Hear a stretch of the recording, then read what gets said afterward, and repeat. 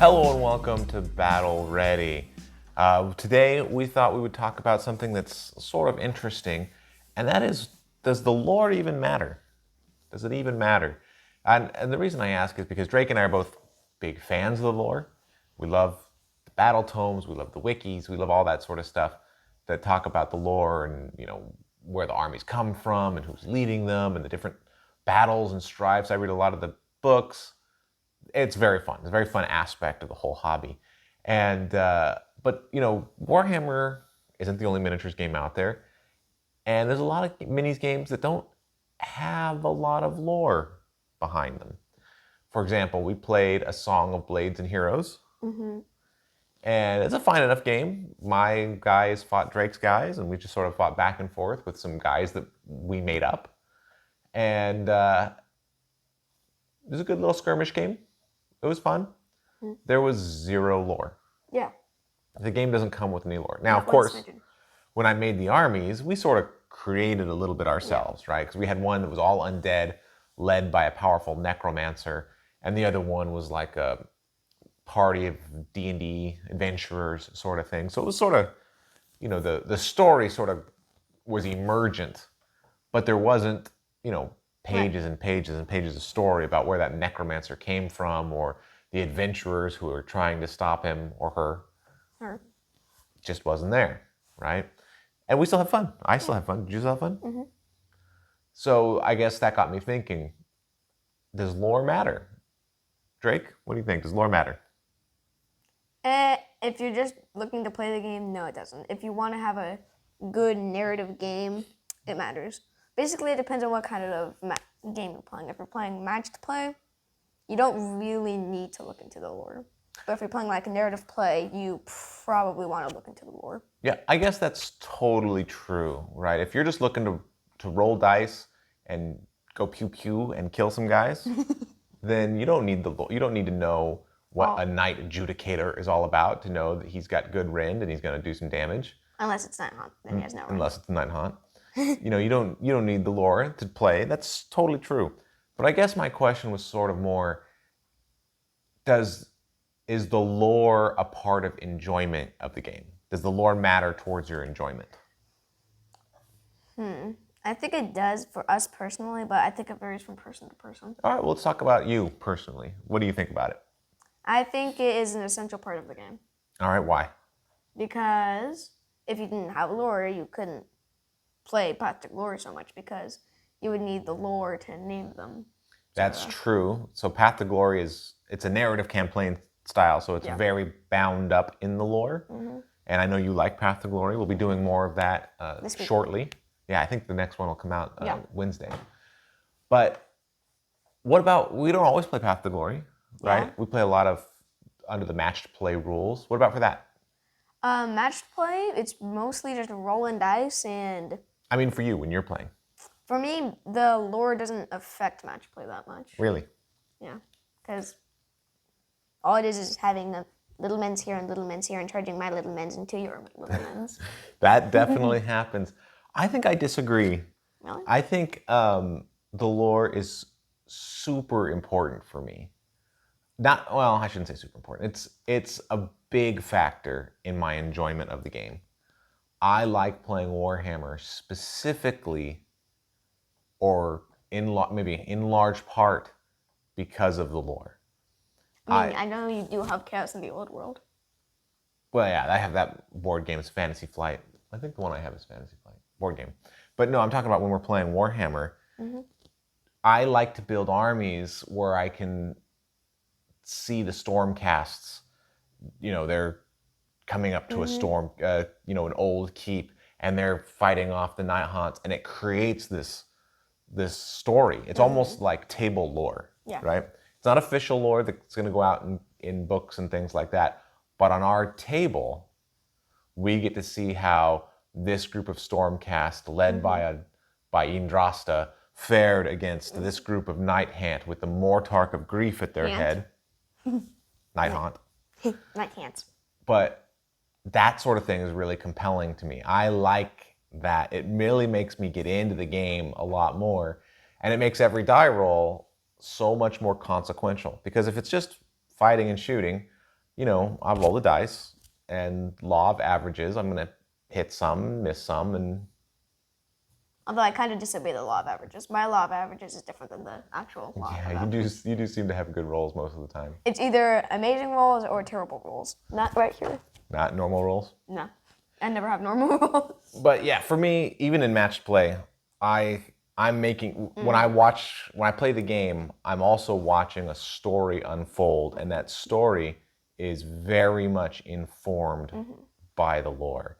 So for me, lore is a critical piece of my enjoyment.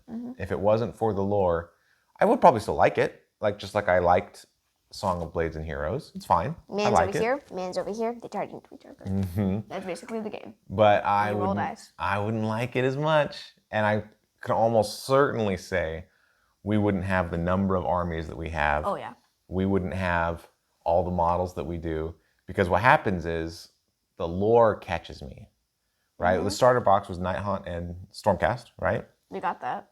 But then I was hearing all about these, sky pirate dwarves, and okay, we should try to check that out. And then, what about these magic guys that they fight? Oh, all these magic chaos guys. All right, we should check that out. And we got the box for that. Oh, and then there was the starter set with the murder ladies versus the Slaneshi Hedonites. I'm like, we should check. We definitely need to check that out. And so slowly but surely, what about the lizard men riding dinosaurs? That's super cool. We gotta check that out.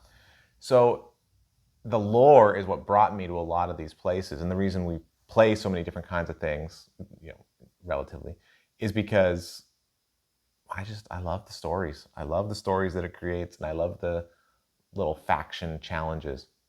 Now, it's also why there's some armies we don't have. I'm not a big fan of the Beasts of Chaos lore. No offense if you love it, and maybe I just don't know enough about it, but I'm not enthralled by goat people. Same thing with Cities of Sigmar. I get it that there's sort of the plucky underdogs, and it's humans and elves and dwarves working together, and I think it's cool, but it just doesn't speak to me in a manner where that is so neat. I gotta go get those models. I might bring some models because I know there's Stormcast rules where you're either the normal guys that come down from the heavens or the more defensive The Stormkeeps that can bring in Cities of Sigmar. For sure. And I'm maybe at some point we'll add some into our collection for things. I'm just saying lore wise, I'm not as excited by them. And there are people who are incredibly excited by them, right? So I'm not saying they're bad. I'm just saying it's not for me. But so I guess it works both ways a little bit, in that there's some armies that I'm just like, I gotta check that out. That's gonna be really cool. And some where I'm thinking, meh. Otherwise, I think that you're right. If you don't care about the lore, if you could care less about reforging Stormcast Eternals or how the Night Haunt are punished in their various ways, it's not going to matter to the tabletop, right? Yeah. What happens on the tabletop really comes down to your generalship and the dice rolls.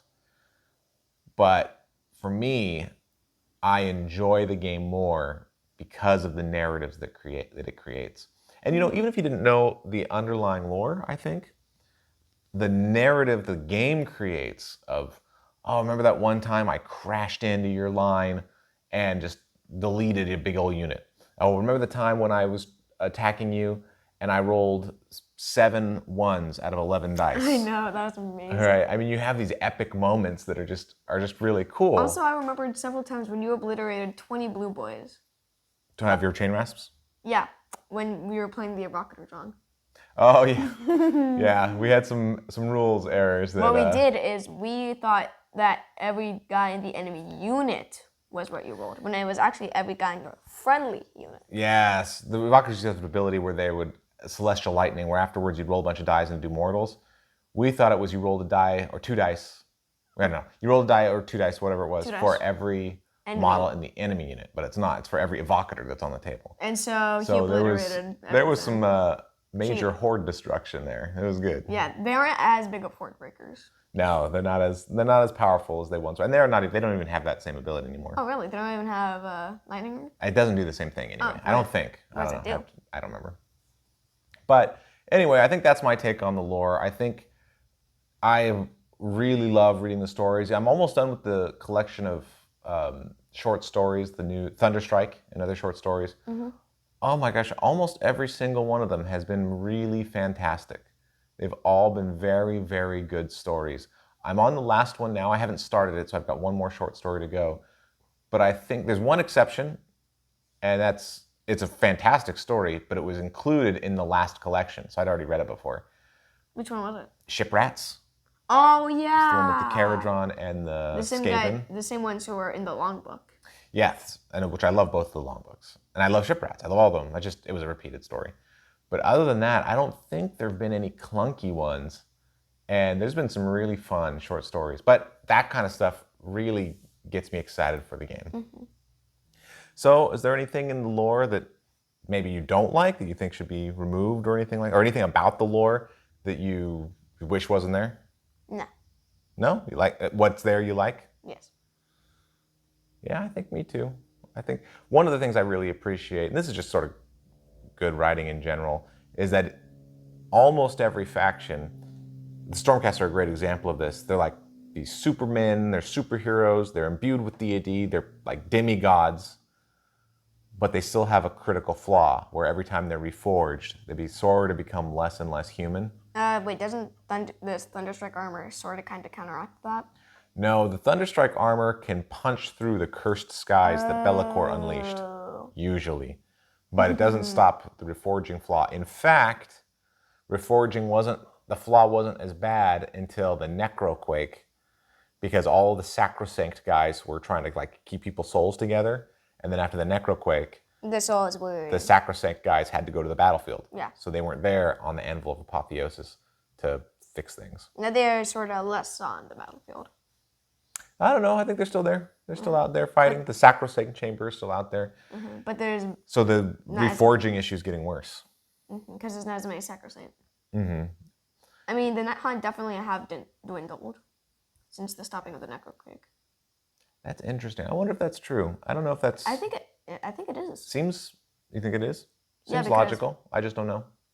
Because like, the maybe enchanted weapons like some sort of bone splitters. I was reading the battle tome for the Auric Worklands, and it said they were using enchanted weapons to banish demons and geists. Yeah.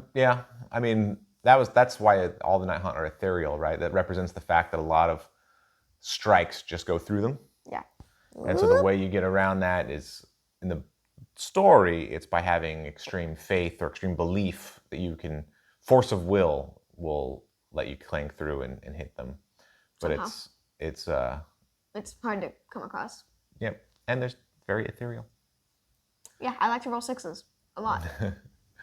All right, well, I think that does it. I think the bottom line is that in narrative play, for sure, lore's super matters. But even in matched play, for me at least, it really matters a lot I get a lot more out of the game knowing a little bit of the backstory of what we're playing. We're playing one small, very small engagement in a broader narrative, and I really like that. And everything that happens on the table creates more table canon for us, and I really enjoy that. Actual tables with actual cannons. With actual cannons. Maybe we should just play Cities of Sigmar. They have cannons. Yay. For me, it's a little bit different with the lore. This is a correction to what I said previously. It's not that I don't really think the lore matters in match play. It doesn't, because I don't play Seraphon a lot. So for me, the lore for Seraphon doesn't matter as much for, like, say, Gloomspite. So it's not so much the lore doesn't matter, it's that there's certain lores that intrigue you more than others. Yes. So you like the idea of the Gloomspite Gits, and especially the Troggoths, more than you like the idea of lizardmen and dinosaurs. Yes. I think that's totally fair. That seems completely right. And I think everyone's going to have their favorites, right? Yeah. Like I might really enjoy Slaanesh and Daughters. Those might be two of my favorites. And other people might say that's awful and I hate that and I never want to see elves or elf demons. And then some people are going to be really enjoying Gloomspite and Cruel Boys. And smashing things. And other people are going to be like, ugh, that's so dumb. I want to play some Lumineth. Right? So, different tribes, different people, different factions speak to different people. And I think that's one of the great things about Warhammer is if you're interested in playing the game, there's something you're going to find cool. Something's cool for you. All right, well, this has been another episode of Battle Ready. Thank you so much for watching.